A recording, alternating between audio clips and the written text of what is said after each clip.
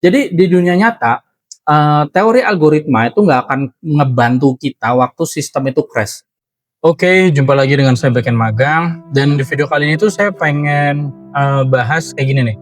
Pernah nggak sih teman-teman yang nonton itu sebagai seorang software engineer ya, atau mungkin yang baru mau berkarir gitu sebagai software engineer ataupun masih di level junior mau ke middle gitu kan? Pernah nggak sih kalian tuh ngerasa aneh gitu? Jadi kayak udah latihan ngoding tiap hari gitu kan, hafal semua yang namanya pola algoritma, terus juga ngerjain banyak yang namanya coding challenge gitu kan, tapi pas disuruh bikin aplikasi beneran, ngadepin ke kasus-kasus yang nyata, itu bingung mulai dari mana. Nah, selama saya berkarir kurang lebih 1 dekade ya sebagai software engineer, dan di sini saya bisa bilang satu hal seperti nah, jadi teman-teman tuh bisa aja jago ngerjain semua soal kayak di coding challenge gitu kan, entah itu dari HackerRank, LeetCode gitu kan, ataupun sampai melakukan yang namanya competitive programming gitu kan. Tapi pasti tetap bakal bingung gitu waktu harus bikin aplikasi yang beneran gitu loh, yang real gitu kan. Jadi gini, karena dunia kerja itu beda gitu. Di dunia nyata, teman-teman tuh nggak cuma nyari jawaban benar, tapi teman-teman tuh harus nyari gimana caranya sih bikin sistem yang benar-benar bisa hidup gitu kan, bisa scalable gitu kan, terus ada kerjasama dengan tim, ada kolaborasi juga dengan stakeholdernya, dengan usernya gitu kan. Dan di video kali ini tuh saya bakal cerita jadi kenapa sih latihan coding challenge doang tuh kayak misalnya dari LeetCode, dari HackerRank gitu kan, itu nggak selalu secara otomatis gitu ya kan ngebikin teman-teman tuh jadi seorang software engineer beneran. Nah, gimana pembahasannya? Simak video ini sampai habis, dan biar gak banyak cincong, kita langsung aja let's get it all.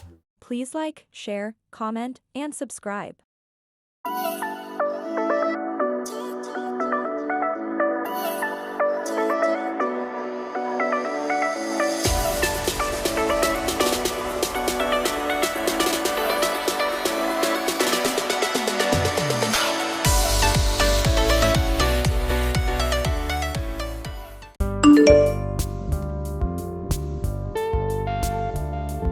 Oke, seperti biasa, welcome back to Beken Magang. Saya humble and keep the excitement to learn like a newbie intern.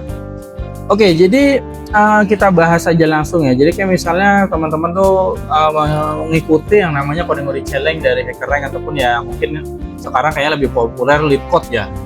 Ya, di tempat coding challenge seperti itu ya, yang namanya HackerRank ataupun LeetCode, dia itu adalah dunia tanpa kegagalan sama sekali. Jadi gini, saya sendiri kenapa saya bisa ngomong seperti ini, karena saya dulu juga pernah terjebak di hal seperti itu. Ya itu masih ketika saya umur 20-an lah gitu kan. Jadi kayak ngerasa hebat banget nih udah bisa ngerjain sekian ratus soal gitu kan. Tapi akhirnya ya jadi panik ketika sistem saya misalnya lemot gitu gara-gara query agregasi saya tuh ternyata jalan lebih dari 5 detik misalnya seperti itu. Terus juga saya inget banget kayak waktu saya ngerjain sistem laporan performa lah waktu itu ya, performa dari cabang suatu perusahaan ini, dia kayak di bidang retail gitulah. Nah itu kita waktu itu harus nampilin semua laporan performanya gitu kan. Terus data ini itu datangnya tuh dari beberapa sumber gitu loh, dari transaksi yang real time gitu kan, yang ada sistem posnya gitu. Terus juga data dari inventory, dari warehouse gitu kan, dan ya ada update harga dari para vendor, kira seperti itu. Nah semua itu harus digabung dalam suatu laporan harian. Ya masalahnya tadi kan tiap sumber itu punya format dan waktu interaksi dan sinkronisasi yang berbeda gitu. Jadi begitu dijalankan di jam sibuk ya pipeline-nya itu langsung macet aja gitu loh di tahap join-nya gitu. Dan sistem ya ETL-nya gitu kan, dia tuh ngebuat ratusan juta record di memori ya. Satu batch report itu yang harusnya 5 menit bisa kelar gitu kan, ya bisa sampai 3 jam gitu loh. Nah masalah kayak gini tuh nggak akan pernah teman-teman temukan gitu loh di yang namanya tadi platform-platform coding challenge gitu loh, dimana itu cuma ngasih kita tuh soal-soal algoritma doang, kira-kira kayak gitu. Nah karena ya tadi di dunia nyata itu kan datanya tuh kotor gitu kan, terus infrastrukturnya tuh ada aja yang rapuh di setiap perusahaan tempat kita kerja gitu kan, terus juga waktu kita tuh terbatas, ada deadline yang benar-benar gitu kan. Terus disitulah akhirnya ya pasti teman-teman nanti bisa mengerti kalau makna apa sih gitu yang sebenarnya gitu dari seorang software engineer, kira-kira seperti itu. Nah di platform coding challenge ya kayak tadi HackerRank, LeetCode gitu kan, you name it lah, semua data cabangnya itu mungkin ya cuma sekitar ya maksimal mungkin 50 sampai 100 data aja gitu, 100 baris gitu. Tapi di dunia nyata ya kita harus mikirin yang namanya indexing gitu kan, terus caching, terus batch processing, terus juga bahkan kita harus kadang-kadang tuh terpaksa harus desain ulang struktur tabelnya gitu kan.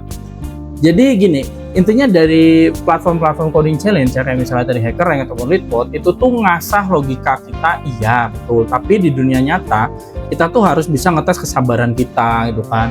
Kita harus teliti, terus juga kita harus benar-benar ngerti suatu sistem tuh gimana sih dikembangkan. Jadi pemahaman akan sistem desain itu penting banget gitu. Dan kalau saya bilang sih, ya memang dua-duanya penting ya, kayak kita latihan di platform-platform coding challenge itu penting buat ngelatih kemampuan kita. Ibarat itu kalau kita seorang prajurit, di situ tempat kita berlatih bertarung gitu. Tapi namanya di pekerjaan itu bukan bertarung lagi, itu peperangan. Kira-kira seperti itu.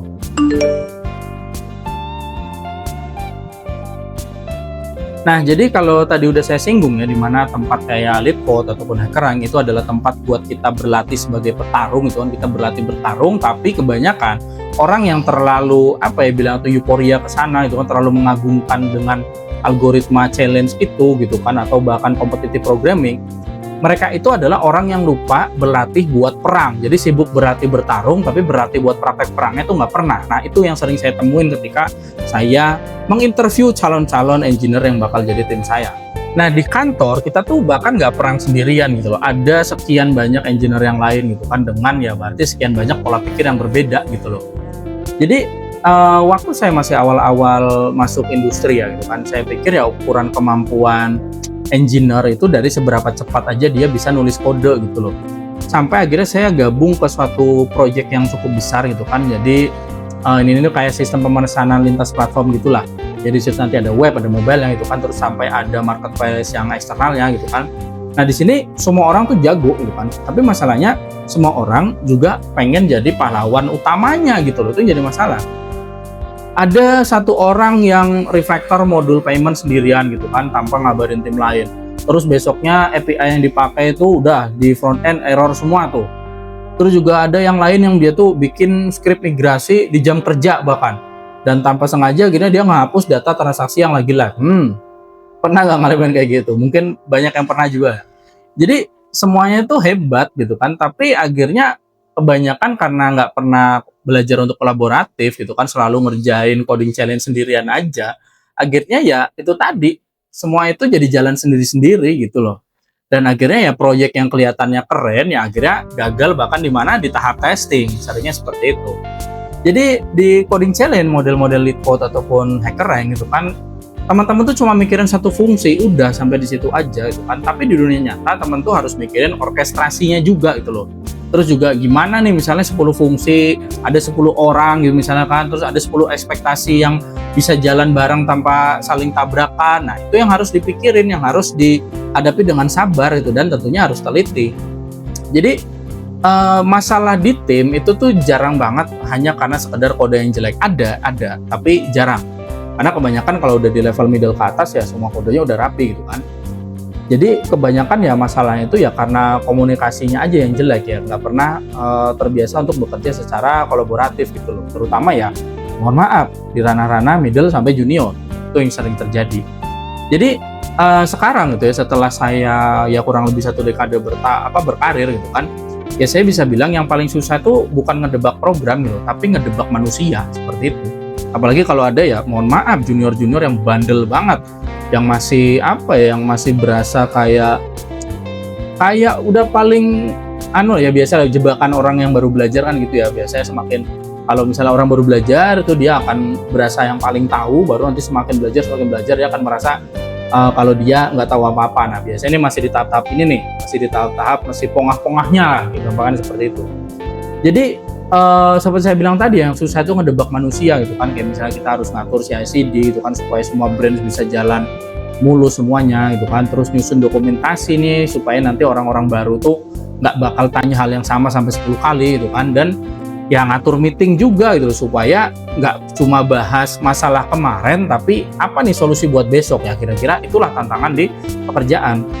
Jadi kalau coding challenge ya kayak LeetCode tadi itu tuh melatih tangan dan ya pemikiran algoritma kita itu kan, tapi di dunia kerja itu nuntut kamu bener-bener ya tadi sekali lagi saya bilang ngerti orkestrasinya gitu loh dari suatu sistem.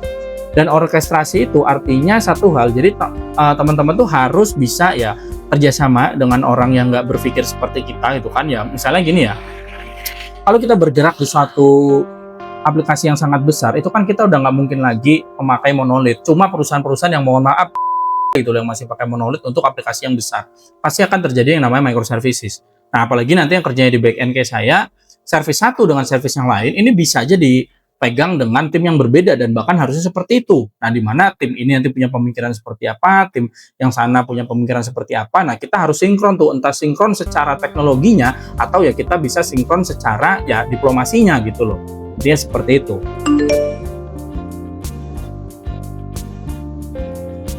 Nah selanjutnya yang paling penting lagi adalah dengan terlalu euforia atau bahkan sampai mengagung-agungkan yang namanya platform-platform coding challenge gitu kan, seberapa jago kalian di sana, kayak seberapa level kalian di sana gitu kan, akhirnya kalian tuh cuma belajar jadi mesin aja gitu, tapi bukan jadi manusia gitu, lupa jadi manusia paling enggak gitulah. Karena gini, software engineering itu kan bukan cuma tentang algoritma aja gitu, tapi tentang empati juga, itu yang jadi masalah. Banyak banget nih ya rekan-rekan saya gitu kan, yang dia tuh ya bukan engineer yang jelek gitu, dia engineer yang hebat gitu kan, tapi mereka itu jatuh bukan karena kurang pinter, tapi mereka lupa kalau software itu dibuat buat manusia. Itu yang jadi masalah. Jadi saya pernah kerja bareng seorang backend juga lah, yang obsesif banget sama yang namanya efisiensi. Jadi dia optimasi query sampai respon time itu cuma sekian milisecond gitu kan. Tapi akhirnya di situ usernya tetap komplain. Kenapa? Karena halaman laporan yang mereka butuhkan itu jadi membingungkan gitu loh. Dan datanya tuh nggak nyambung dengan kebutuhan bisnis ya. Karena apa? Karena nggak selalu hal-hal yang harus ditampilkan, yang harus di-fetching itu dioptimasi sedemikian rupa sampai akhirnya esensi dari yang mau disampaikan itu hilang gitu. Nah ini kadang-kadang kayak begini nih yang jadi masalah. Ego dibawa ke ranah bisnis, itu yang jangan jadi masalah. Jadi gini, intinya sih dia melakukan solving masalah yang salah itu bukannya karena dia nggak bisa, bukan karena dia ya mohon maaf, tapi karena dia nggak pernah ngobrol sama user, nggak pernah memposisikan dirinya di posisi user, kira-kira seperti itu. Jadi kadang tuh kebanyakan dari seorang software engineer ya terlalu sibuk mikirin logik sampai lupa nanya nih, ini masalah apa dan masalah siapa sih sebenarnya yang bakal diselesaikan sama sistem ini, sama kode yang lagi dia buat, kira-kira seperti itu. Nah dalam ya 1 dekade saya bekerja gitu kan, saya belajar bahwa empati itu bukan cuma untuk seorang UX designer aja gitu loh, tapi ya software engineer terutama bahkan yang mungkin kelihatannya paling jarang berinteraksi dengan stakeholder yaitu backend engineer seperti saya gitu kan, itu juga sangat-sangat butuh dengan apa yang namanya empati gitu loh. Jadi gini, kalau misalnya kita itu paham frustasinya user, kita tuh bakal tahu kenapa sih kayak misalnya miset lah, misalnya miset error gitu, bahkan nggak boleh misalnya ditulis dengan sekadar something went wrong gitu. Ya, itu kan nanti akan terbedakan dengan ya apa yang jadi konteks yang harusnya diterima sama user gitu loh. Terus juga misalnya kita paham dengan tim bisnisnya nih, si bagian bisdevnya gitu kan, atau biasanya kalau di perusahaan itu dia disebut sebagai product manager gitu kan. Ya kalau kita ngerti dengan apa yang ada di tim bisnis gitu kan, kita tuh bakal tahu kenapa sih mereka butuh dashboard yang bisa dibaca, bukan sekedar API yang cepat aja gitu. Terus juga kalau kita punya empati dan ngerti dengan cara kerjanya dan ritme kerjanya tim quality assurance-nya, tim QA gitu kan, kita nggak bakal push kode kita tuh ke staging itu 5 menit sebelum mereka testing itu, pasti kita juga ngasih jeda gitu loh. Jadi ya sebenarnya dalam pekerjaannya seorang software engineer gitu kan, yang namanya diplomasi itu juga penting dan saling berempati itu juga penting gitu loh. Dan gini, intinya sih empati itu bukan sekedar kelembutan ya itu kan, tapi itu tuh skill yang bikin skill teknis kita dan sistem yang kita bikin itu bakal relevan, kira-kira seperti itu. Jadi kalau misalnya teman-teman di sini ada yang mungkin baru mau berkarir, baru mulai berkarir, mungkin lagi jadi junior ataupun lagi middle yang pengen senior gitu kan ya. Kalau kalian pengen naik level gitu kan, ya belajar buat peka, ya seperti itu. Jadi pahamin poin-poin user, pahamin rekan tim, pahamin tim-tim yang lain gitu kan. Karena software yang hebat itu lahir dari empati, bukan cuma dari sekedar efisiensi. Kira-kira seperti itu.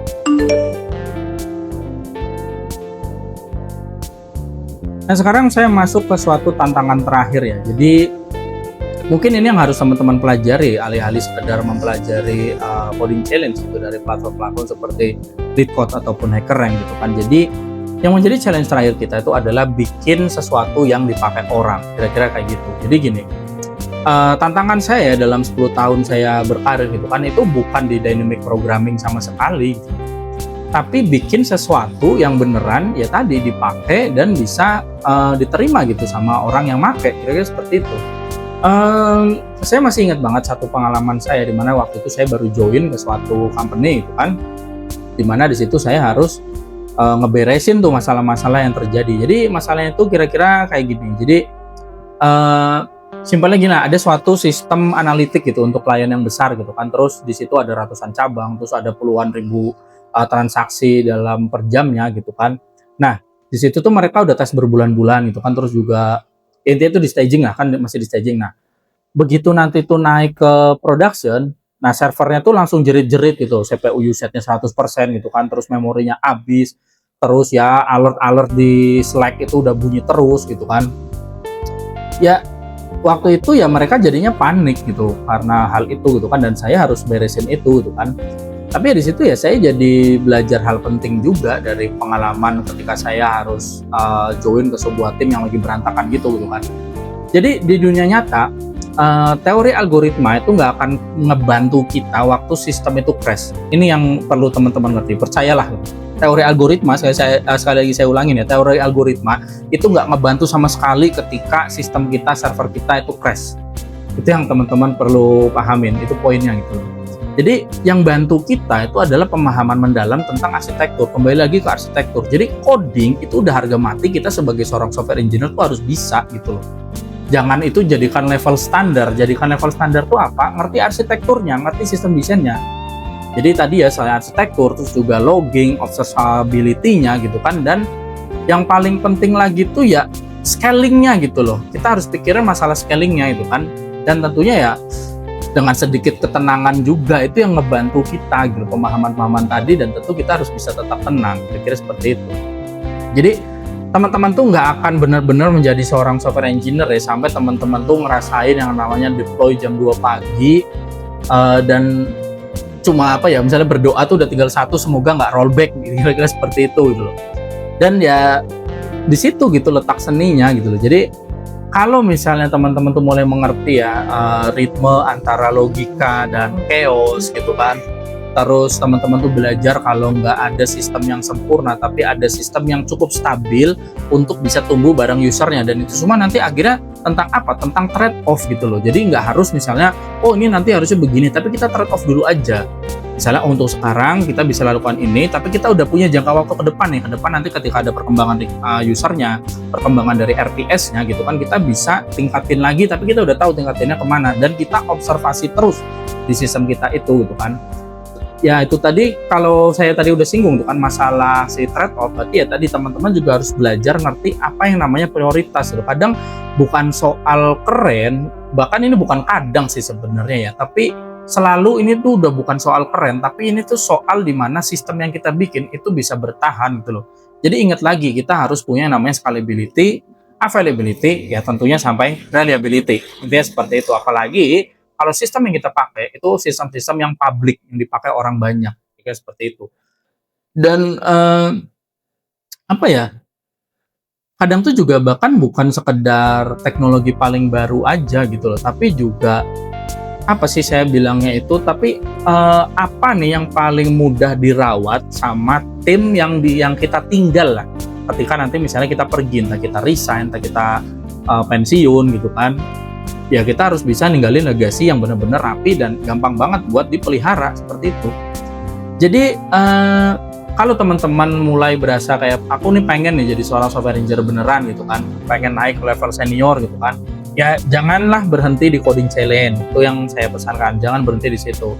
Jadi cobalah bikin project-project nyata gitu kan, ya misalnya backend ya bikinlah microservice yang benar gitu kan, coba konsum API antara microservice, dan ya buat yang lain ya kurang lebih sama lah intinya, buatlah project yang nyata gitu loh, terutama dengan skenario-skenario yang ya misalnya ini nanti akan menghadapi RPS yang tinggi, kira-kira seperti itu. Jadi rasain yang namanya frustasinya gitu kan, error, harus rollback gitu kan, terus juga feedback dari user gitu kan, dan ya rasa lega waktu semuanya itu akhirnya berjalan dengan baik gitu loh. Jadi karena apa ya, di sanalah akhirnya nanti kita bisa bertumbuh, kira-kira seperti itu. Jadi ya kira-kira dari semua yang udah saya sampaikan, kembali lagi saya ingetin, namanya untuk paham coding, ngerti coding itu adalah harga mati untuk sekarang gitu. Kalau teman-teman mau berkarir sebagai seorang software engineer gitu kan. Tapi yang perlu teman-teman tingkatkan, terutama teman-teman ketika menghadapi yang namanya user interview, pahamin arsitektur, pahamin sistem desain, pahamin trade-off gitu loh. Trade-off tuh kayak misalnya kapan harus pakai teknologi ini, kapan pakai harus tool itu, kapan harus microservices, kapan nggak harus microservices, kapan pakai SQL, kapan pakai NoSQL. Nah, seperti itulah trade-off ini dipahamin, arsitektur dipahamin. Jadi jangan cuma latihan coding challenge aja. Karena ya, sorry to say, itu nggak berguna ketika di dunia nyata gitu. Tapi bukan berarti saya nggak melatih diri saya di coding challenge. Saya tetap sampai sekarang saya masih jalanin kayak hacker yang di code, atau biasanya saya lupa platformnya kalau nggak salah Kode Ninja ya. Di situ saya sering tarung sama junior saya gitu loh. Yaitu buat apa? Buat latihan fun aja, itu buat latihan bertarung. Nah, teman-teman jangan lupa buat latihan berperang, kira-kira seperti itu. Jadi yang bisa saya sampaikan adalah algoritma itu fondasi aja gitu loh. Tapi yang bikin kita bisa jadi seorang software engineer yang beneran, yang sejati itu kan ya tadi experience itu kan. Jadi perbanyaklah teman-teman bikin project-project yang minimal menyentuh dengan keadaan di dunia nyata gitu loh. Terus ya empati juga gitu kan, ya sama ya ketahanannya kita gitu ngadepin berbagai macam ya crash di sistem kita gitu loh. Dan kalau teman-teman ada yang baru memulai perjalanan ini ya selamat, teman-teman lagi di tempat yang tepat gitu kan, asal ya teman-teman berani ya melangkah dari suatu teori aja ke realita, kira-kira seperti itu. Jadi kira-kira gitu aja dari saya. Thank you for watching dan salam backend magang.